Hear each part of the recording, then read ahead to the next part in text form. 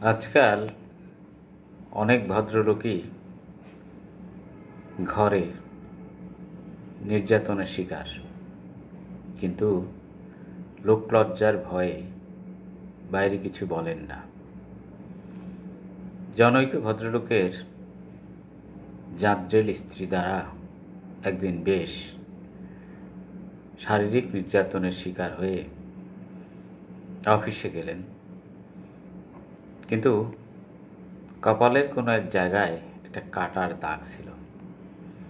তাকে যখন তার সহকর্মীরা জিজ্ঞাসা করলেন, জারি ভাই, কপালে কাটার দাগ কিসের, তিনি হাত ওখানে নিয়ে ঢাকার চেষ্টা করে বললেন, আরে ভাই বলিয়েন না, কালকে রাতে আপনার ভাবি দুষ্টামি করে জগ ছুঁড়ে মেরেছিল, তাই মনে হয় দাগ হয়ে গিয়েছে।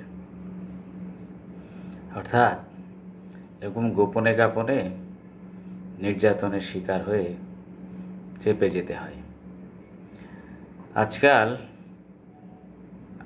আমাদের জাতীয়তাবাদী ভাইয়ের দলের সদস্যরা গত 16 বছরে এভাবে গোপনে এবং সদরে শত নির্যাতনের শিকার হয়ে বেমালুম সেটা ভুলে যাচ্ছেন, চেপে যাচ্ছেন। বলবেন ঘটনা সত্যি কিনা? যদি সত্য না হয় তাহলে মাত্র 8 মাসের মধ্যেই এত তাড়াতাড়ি ভুলে যাচ্ছেন কেন? যদি তাই না হয় তাহলে উত্তরা, খুলনা ইত্যাদি ইত্যাদি জায়গায় ফ্যাসিস্টের সমর্থকেরা এত বড় মিছিল, এত বড় শোডাউন কোন সাহসে করতে পারেন? নিশ্চয়ই তাদেরকে কেউ না কেউ সমর্থন দিচ্ছে, সাপোর্ট দিচ্ছে, সহযোগিতা করছে।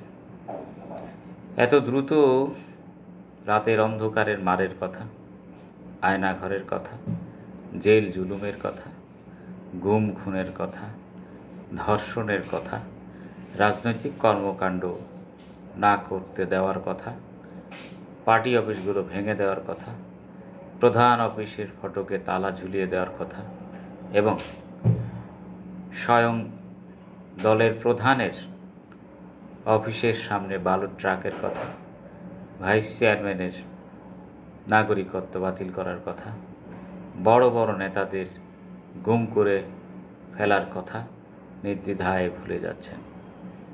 আমি বলছি না যেগুলো সব কিছুর প্রতিশোধ নিতে হবে, প্রতিশোধ পরায়ণ হওয়ার দরকার নাই, কিন্তু তাদের কুকীর্তির কথাগুলো স্মরণে রাখা জরুরি। তা না হলে সুযোগ পেলে জাত সাপ সবল একবারই দিবে, বংশ ধরে কিন্তু নিশ্চিহ্ন করবে, এবং সেটা বিএনপিকেই।